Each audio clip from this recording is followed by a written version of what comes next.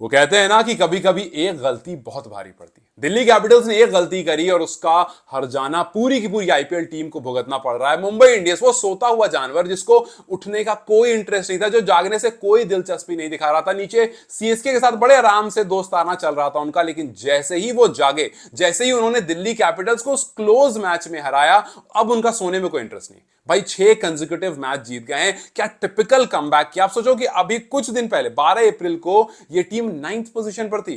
6 consecutive victory के बाद आज फर्स्ट में है, एक महीना भी नहीं बीता है, ये टीम अब टेबल टॉपर बन गई है। और वो टिपिकल जो एमआई हम जानते हैं कि भैया जब कमबैक करती है तो ट्रॉफी लेकर जाती है। अब आप सोच लो कि जो हम जीटी के सपने देख रहे थे, जो हम डीसी के सपने देख रहे थे, जो हम आरसीबी के सपने देख रहे थे, ऐसा लग रहा है कि ये सारे के सारे सपने जो हैं वो पानी में से बहने वाले। और सिर्फ ये जीत नहीं रहे, ये भैया अपना नेट रन रेट इतना अच्छा करते हुए चल रहे हैं कि आप लास्ट मोमेंट पर ये सोच ही नहीं सकते कि हम एनआरआर में इनको बीट कर देंगे। आप सोचो सारी की सारी विकेट आज भी भैया 100 रन से जीत गए यार। मतलब 100 रन से यार क्या मजाक चल रहा है। और अब देखो दिल्ली उतने क्लोज मैच में 12 रन से उनको हराया, फिर उसके बाद 4 विकेट से एसआरएच को हराया, 9 विकेट से सीएसके को हराया, 7 विकेट से सनराइजर्स हैदराबाद को हराया, 54 रन से एलएसजी को हराया था और आज 100 रन से जीत गए।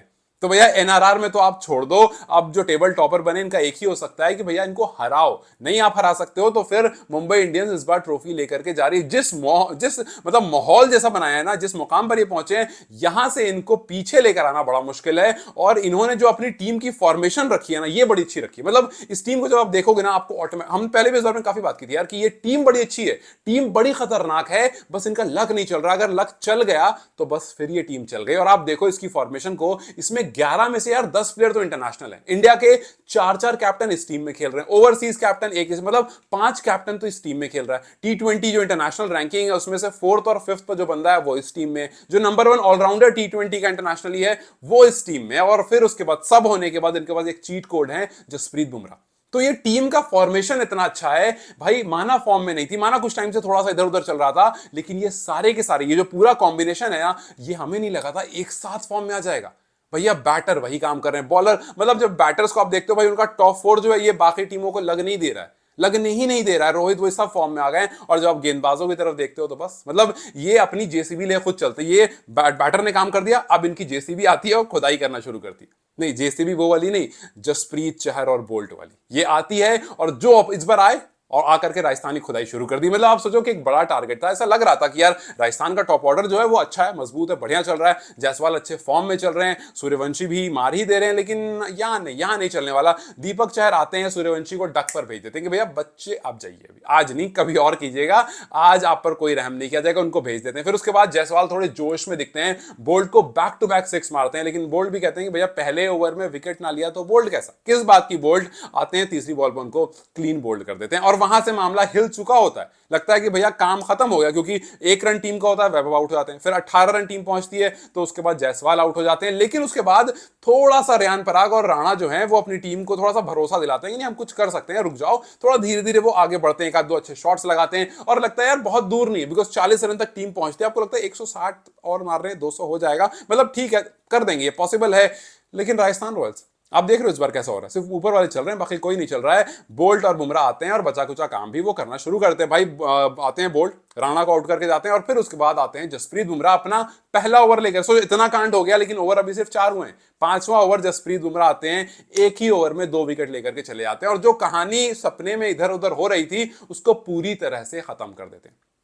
बैटर्स ने वहां काम खराब किया, बॉलर्स ने यहां काम खराब कर दिया, ऑपोजिशन क्या करे। भाई आप अपना 5th ओवर खेल रहे हो, रेयान पराग बढ़िया चल रहे हैं, उनको आउट करते हो और फिर अगली बॉल पर शिमरॉन हिटमायर से तो भाई मेरा दिल ही उठ गया। मतलब ये बंदा पता नहीं क्या बंदा है यार, पिछले बार कुछ कर भी रहा था, इस बार तो कुछ नहीं कर रहा। और बुमराह के सामने इसका वैसे ही कुछ नहीं होता है भाई। 9 बार इसने बुमराह को टी20 में खेला है, 5 बार, उस 9 में से 5 बार बुमराह ने आउट किया। आज तक सिर्फ 20 रन मार पाया बुमराह की 15 गेंदों में, 15 बॉल से ज्यादा इसने फेस ही नहीं की। जो पिछली 9 इनिंग है उसमें 15 बॉल से ज्यादा बुमराह की भाई साहब फेस ही नहीं कर पाए हैं। और आप सोचो बुमराह उनके सामने आ जाते हैं, कहां टिकेंगे, पहली बॉल पर देकर चले गए। अब यहां से इसके बाद क्या था, आपको 50 रन भी नहीं बने थे और आपकी विकेट भी सारी चली गई थी। आरआर सोच रहा है यार हमने रिटेंशन क्या ही करा, कोई नहीं चल रहा है इस बार, तो सारे ही फुद्दू भरे पड़े। तो इस बार आरआर की हालत तो खैर बहुत ज्यादा खराब थी, लेकिन मुंबई जो है उसका पूरा फायदा उठा रही है अपने बॉलर से, अपने बैटर्स से। और जो बचा कुचा काम उसके बाद रहता है वो आपके पास बाकी गेंदबाज हैं, करण शर्मा, सोचो ना 2-2 बंदा हैट्रिक लेने से रह गया। बुमराह 2 बॉल पर 2 विकेट लेते हैं, तीसरी बॉल उनकी हैट्रिक रह जाती है। फिर उसके बाद करण शर्मा 2 बॉल पर 2 विकेट लेते हैं, उनकी भी हैट्रिक रह जाती है। वरना मुझे लग रहा था कल चहल की आई, आज यहां पर किसी एक की हैट्रिक आ जाएगी।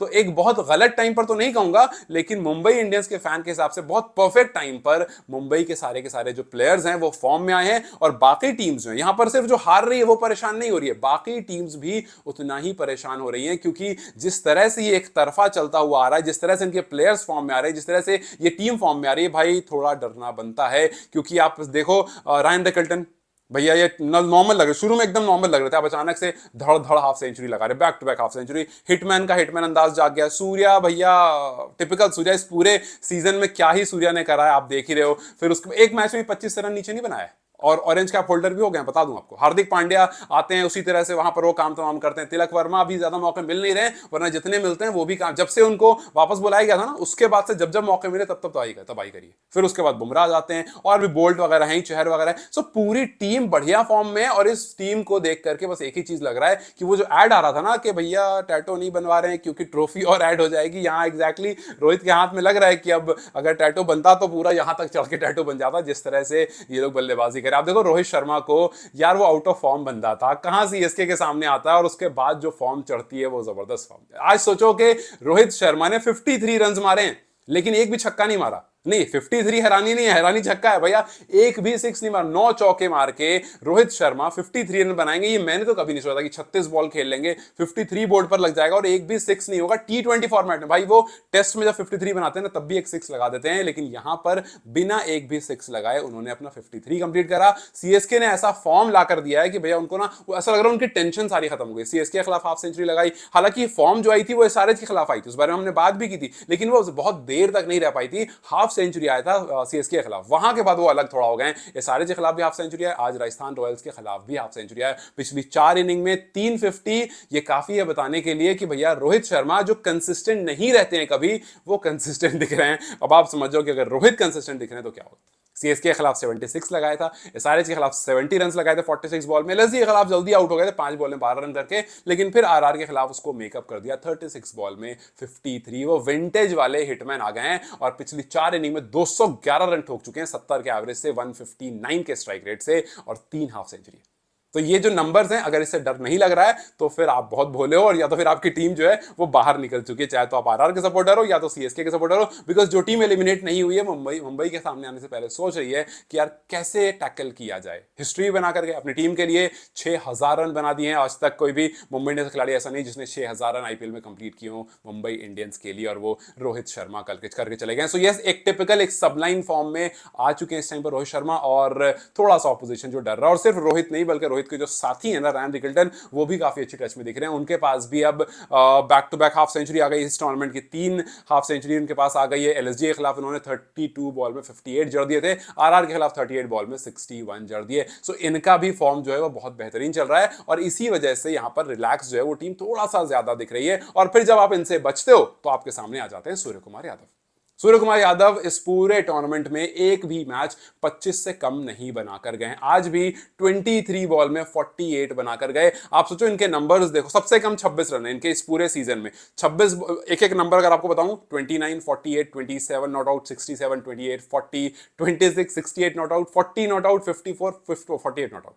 सो ये रन्स नीचे ही नहीं गए, और ये कंसिस्टेंसी आपको डर लगनी चाहिए, बिकॉज सूर्या इस कंसिस्टेंसी से खेल रहे हैं। जो बंदा रुक कर नहीं खेलता, जो बंदा मार कर खेलता है, और अगर वो ऑरेंज कैप लेकर के बैठा है तो इसका मतलब साफ है। हम अक्सर कहते हैं कि सूर्या जो है वो कंसिस्टेंट नहीं दिखते हैं, अटैकिंग जरूर दिख रहे हैं। कुछ दिन पहले मैंने ये बात की थी कि अटैकिंग बल्लेबाज है, कंसिस्टेंट उतना नहीं दिखता, लेकिन इस सीजन में इसकी कंसिस्टेंसी आ गई और इस वजह से थोड़ा सा डर ज्यादा लग रहा है। इनके साथ साथ फिर हार्दिक पांड्या, आज कोइंसिडेंस देखो क्या था, आज दोनों ने 23 बॉल खेली, दोनों ने 48 रन किए और एकदम टीम को बढ़िया पोजीशन पे लेकर चले गए। रायन रिकल्टन ने 61, रोहित ने 53, हार्दिक 48, सूर्या 48, और टीम ने जड़ दिए 217 रन। 100 रन से टीम को हरा, 100 रन से राजस्थान को हरा दिया। राजस्थान के लिए बहुत सब कुछ है सोचने के लिए कि भैया क्या ही करें, कहाँ गलती हुई है, क्या हमने रिटेन गलत प्लेयर को कर लिया, बिल्कुल जिनको छोड़ा है वो बाहर जाकर बवाल कर रहे हैं, जिनको रखा है वो घर में कबाड़ा कर रहे हैं, और विमेन एम्पावरमेंट वाली ड्रेस पहन करके मेन को की एम्पावरमेंट जो है वो पूरी तरह से लग रहा है छीन ली इस टीम ने। खैर अब देखना यह है कि भैया यहां से एमआई और क्या क्या हमें दिखाती है, क्या और ऊपर जाना इनका बाकी, मतलब 1 से तो ऊपर नहीं जाएंगे,